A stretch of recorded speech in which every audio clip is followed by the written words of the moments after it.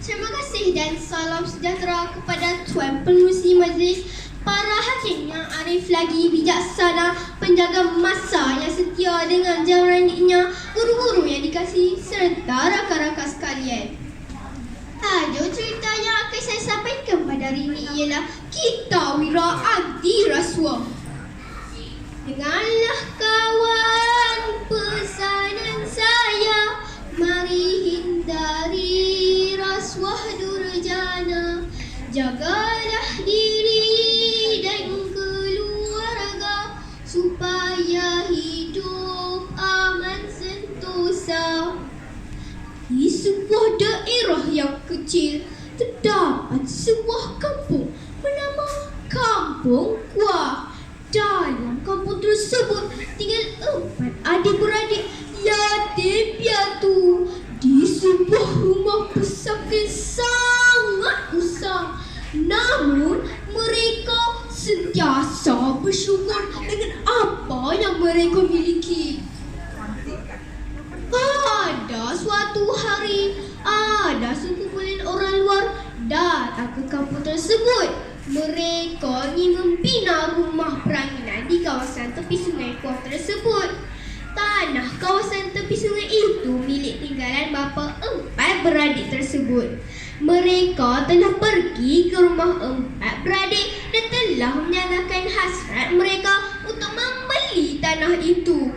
Namun, anak sulung keluarga itu telah menolak permintaan mereka. Mereka masih belum berputus asa. Keesokan harinya, mereka pergi berjumpa dengan anak kedua keluarga itu. Mereka juga membawa pelbagai hadiah yang menarik untuk anak kedua bagi menarik minatnya supaya menjual tanah tersebut. Maafkan saya tidak dapat menjualkan tanah itu dan sila ambil semua hadiah ini. Perbuatan kamu ini sebenarnya sedang merasuah saya, kata anak kedua itu.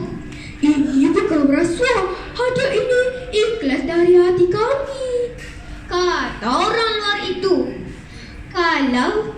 Jika ikhlas, kamu semua tidak akan mengharapkan apa-apa balasan daripada saya.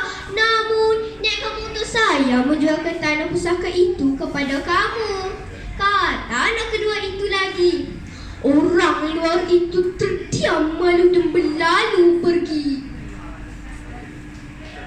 Mereka masih belum berputus asa dan merancang strategi yang baru, iaitu memujuk anak ketiga pula.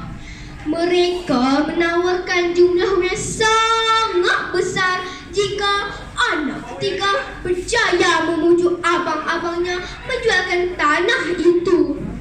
Anak ketiga itu tergoda dengan jumlah yang ditawarkan. Dia teringin membeli pelbagai barang yang mewah. Namun, dia teringat akan pesan ibu bapanya, iaitu jangan menerima duit sebagai upah atau dorongan daripada seseorang untuk melakukan atau tidak melakukan sesuatu perbuatan yang berkaitan dengan tugas rasmi. Perbuatan itu akan menyebabkan kita ditangkap dan dipenjarakan.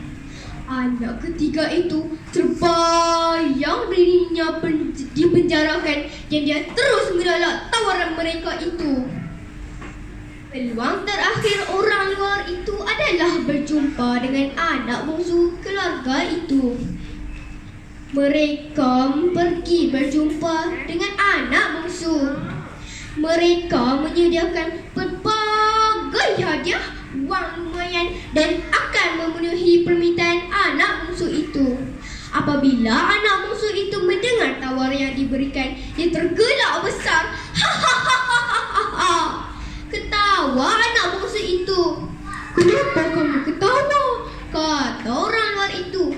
Saya ketawa kerana sekarang kamu cuba merasuah saya, sedangkan saya bercita-cita untuk menjadi seorang pegawai SPRM, iaitu Suruhanjaya Pencegahan Rasuah Malaysia bila dewasa nanti, kata anak bongsu.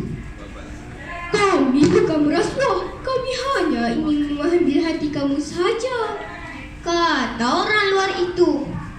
Kalau kita ambil atau beri sesuatu dengan adanya tujuan tertentu, itu sudah dikira rasuah, tidak kira dalam bentuk wang atau barangan. Malah salah guna kuasa dan tuntutan palsu juga kesalahan rasuah yang berat, kata anak bungsu itu.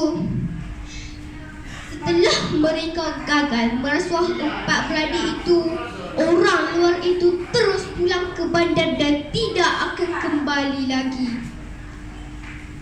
Empat beradik itu telah berkongsi cerita perkara yang telah berlaku kepada mereka.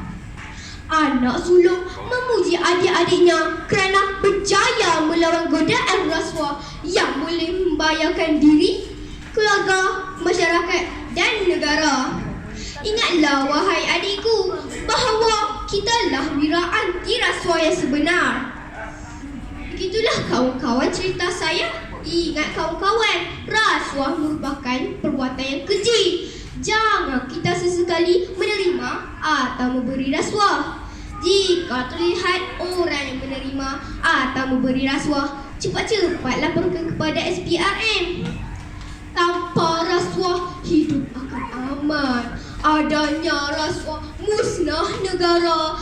Demi masa depan kita dan generasi yang akan datang, amanlah rasuah mesti dibanteras hingga ke akar umbinya. Ingatlah wahai kawan-kawanku bahawa kitalah wira anti rasuah.